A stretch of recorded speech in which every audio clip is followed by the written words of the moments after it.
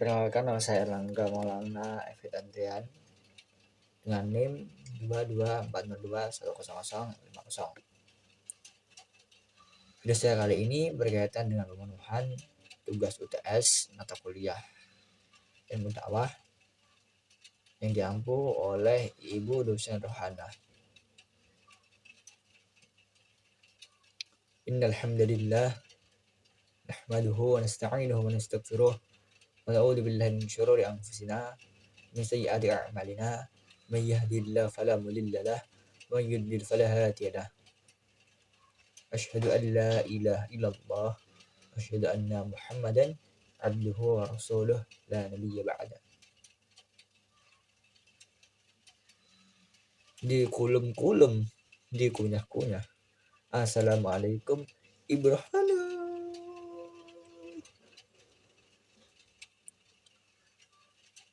Teman-teman sekalian dan saudaraku sekalian, apa sih ikhlas dalam beribadah? Seberapa penting ikhlas dalam beribadah? Apa dampak ikhlas dalam beribadah bagi diri kita? Ikhlas dalam beribadah adalah beribadah yang didasari hanya karena ingin keridhaan Allah, semata-mata karena keridhaan Allah, bukan semata-mata ingin hal lainnya. Imam Ghazali jelaskan ikhlas adalah kebalikan daripada isyrak atau musyrik, yakni penyekutuan. Apa sih maksud Al-Imam Al-Ghazali daripada ikhlas tersebut?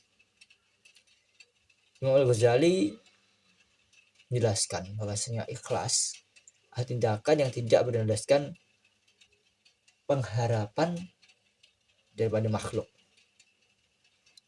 Jadi ketika ada orang yang berharap suatu hal daripada imbalannya, ibadahnya, ketika ibadahnya ini didasari ingin sesuatu hal daripada manusia, hal tersebut merupakan penyekutuan dan salah satu bentuk ketidakikhlasan dia dalam beribadah. Al-Ghazali menjelaskan bahwasanya ikhlas dan isyrak atau musyrik ini dua hal yang bersemayam dalam hati. Tentu manusia ketika beribadah ini tidak hanya ibadah, lantas dia ingin suatu ketika aku ingin beribadah karena aku ingin suatu hal tersebut atau suatu hal yang merupakan hikmah daripada ibadah tersebut. Maka orang tersebut belum sampai daripada tingkatan ikhlas yang sebenarnya. Ikhlas yang sebenarnya ini adalah ikhlas yang semata-mata karena Allah. Dia tidak ingin ibadahnya ini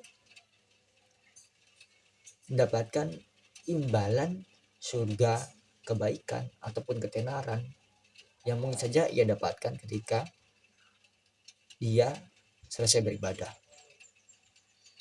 Dia semata-mata hanya ingin mencari keridhaan Allah, karena memang dia ini sudah tahu bahwasanya ikhlas itu hanya karena semata-mata mengharap keridhaan Allah.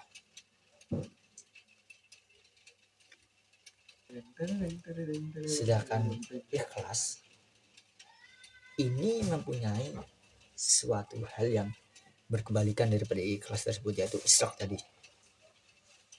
Isyrak adalah perbuatan, kita sebut saja ya, riya, pamer, sombong. Orang ibadah yang dikenal, orang ibadah pengen dipandang masyarakat, pengen pamer ya, pengen namanya biar naik. Ini adalah suatu sifat riya yang merupakan kebalikan daripada ikhlas. Maka jauhilah sifat riya tersebut. Kenapa? Karena riya merupakan larangan daripada Allah. Allah hanya memerintahkan kita untuk ikhlas seperti yang disebutkan atau seperti yang dituangkan dalam surat Al-Bayyinah. Ya, suratnya apa? Kuse tahu wacane se. Wa ma umiru illa liya'budullaha mukhlishina lahuddin. Yang diperintahkan Allah adalah ikhlas. Ikhlas tentu saja tidak serta-merta muncul secara spontan. Tapi ikhlas ini selalu diupayakan, harus selalu diupayakan, karena memang ikhlas ini tidak mudah. Makanya dalam ayat tersebut disebutkan adalah mukhlisin, orang-orang yang berupaya untuk ikhlas dalam setiap ibadahnya. Karena memang yang diperintahkan oleh Allah adalah ikhlas. Allah tidak memerintahkan bahwa ketika kamu beribadah, orang lain harus tahu ibadahmu. Orang lain harus melihat ketika kamu beribadah. Tidak seperti itu yang Allah perintahkan. Yang Allah perintahkan adalah ikhlas dalam beribadah. Bagaimana kita mewujudkan ikhlas dalam beribadah? Tentu kita selalu mengupayakan ikhlas tersebut ketika contoh kita beribadah, kita bersedekah. Kita bersedekah, janganlah kita tunjukkan kepada orang-orang. Kita simpan untuk diri kita sendiri. Nah, lantas bagaimana dengan orang-orang yang di sosial media sekarang ini yang ramai, banyak orang-orang yang bersedekah dengan di video dan diupload di media sosial? Apakah kita harus mengirfankannya? Salah dong, menghakiminya dong. Apakah kita harus menghakiminya? Apakah kita harus menghujatnya bahwa kamu ini tidak ikhlas karena ibadahmu kamu tunjukkan kepada orang-orang? Apakah kita harus seperti itu? Tentu saja tidak. Kita harus mengambil ibrah daripada hal tersebut.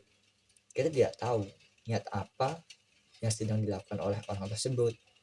Mungkin di dalam hatinya, selain dia ingin bersedekah, dia juga ingin mengajak atau memotivasi orang lain. Nah, ibrah inilah yang harus kita ambil. Kita harus, orang tersebut mungkin saja ibadah dan diupload di media sosial ini karena ingin orang-orang lain juga mengikuti apa yang dia lakukan, yaitu bersedekah kepada orang tidak mampu. Mungkin kita tidak tahu amalan apa, kita tidak tahu niatan apa yang ada dalam hati orang tersebut. Kita sebagai umat muslim harus selalu berzon dan kita harus bisa mengambil ibrah daripada hal tersebut. Tentu saja dengan kita melakukannya semata-mata karena Allah, memang itu yang diperintahkan oleh Allah dan itu yang harus kita lakukan. Jangan kok, wah aku pengen ibadah ini tak video gini tinggi wong akeh jeneng apik. Kita tidak boleh seperti itu. Kita simpan untuk diri kita, entah apapun balasan dari Allah kita harus terima. Kita tidak boleh mengharap imbalan daripada Allah. Kita harus selalu mengupayakan rasa ikhlas tersebut, rasa bahwasanya aku beribadah hanya kepada Allah, ora mengharap suatu apapun pemberian Allah. Kita hanya mengharap yang penting aku ibadah karena Allah, karena memang itu yang diperintahkan. Jangan kita menuduh atau menghujat orang lain ketika ada yang beribadah dan diupload di media sosial. Itu bukan yang harus kita lakukan. Bahkan sesama muslim pun kita tidak boleh menghujatnya. Yang harus kita lakukan adalah kalau kita bisa menirunya, kita tiru. Tapi kita tidak usah menunjukkan kepada orang lain. Terusnya, aku udah bersedekah, aku sudah ini, sudah itu, agar nama kita naik. Yang terpenting adalah niat kita. Jadi tata hati kita ketika beribadah ini hanya semata-mata karena Allah. Karena memang itu adalah perintah daripada Allah. Agar kita selalu mengupayakan ikhlas ketika beribadah. Apapun balasan pada Allah kita terima. Kita tidak boleh berburuk sangka kepada Allah, dan kita tidak boleh berharap lebih atas apa yang kita jalankan. Ridha Allah yang utama. Paham? Ridha Allah yang utama. Insya Allah keridhaan Allah, kita akan selalu mendapat keberkahan dalam hidup kita. Insya Allah Allah selalu memudahkan hari-hari kita, langkah-langkah kita, urusan-urusan kita. Insya Allah Allah menggembirakan hati kita, Allah meluruskan hati kita, agar kita selalu beribadah kepada Allah dengan rasa yang ikhlas. Nah, mungkin itu saja yang dapat saya sampaikan. Kurang lebihnya mohon maaf. Sabar lilin, sabar gelap. Sabar gelap, sabar lilin. Kalau khilaf dimaafin. Itu dari saya. Buah nangka, buah kates, buah papaya, buah gedang. Itu buah-buahan aja sih, nggak mau pantun saya. Udah mungkin itu saja yang dapat saya sampaikan. Kurang lebihnya mohon maaf kepada Ibu Rohana. Ibu Rohana, alhamdulillah. Iya dong, alhamdulillah dong. Terima kasih Ibu Rohana. Mungkin itu saja yang dapat saya sampaikan. Kurang lebihnya mohon maaf. Assalamualaikum warahmatullahi wabarakatuh. Sak Jose.